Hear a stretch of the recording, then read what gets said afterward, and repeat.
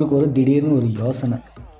நம்மளுக்கு தான் பணம் கிடைச்சிருச்சு, எதுக்காக இவங்களுக்கு சன்மானம் வழங்கணும் அப்படின்னு ஒரு சின்னசா ஒரு கெட்ட புத்தி உள்ள வந்துருச்சு.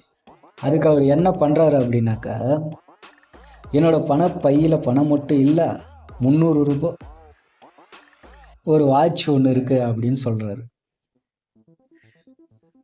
ஒரு விலையுயர்ந்த வாட்ச் ஒன்று இருக்கு, அந்த வாட்சை எடுத்துன்னு வந்து கொடுத்துட்டு நீ பணத்துக்கு உண்டான பரிசு பொருளை வாங்கின்னு போ அப்படின்னு சொல்றாரு.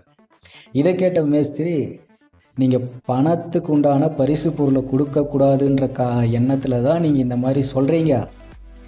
நீங்கள் இந்த பணப்பையை ஊர் தலைவர்கிட்ட வாங்கிக்கோங்க அப்படின்னு சொல்லி வாங்கின்னு போயிடுறாரு.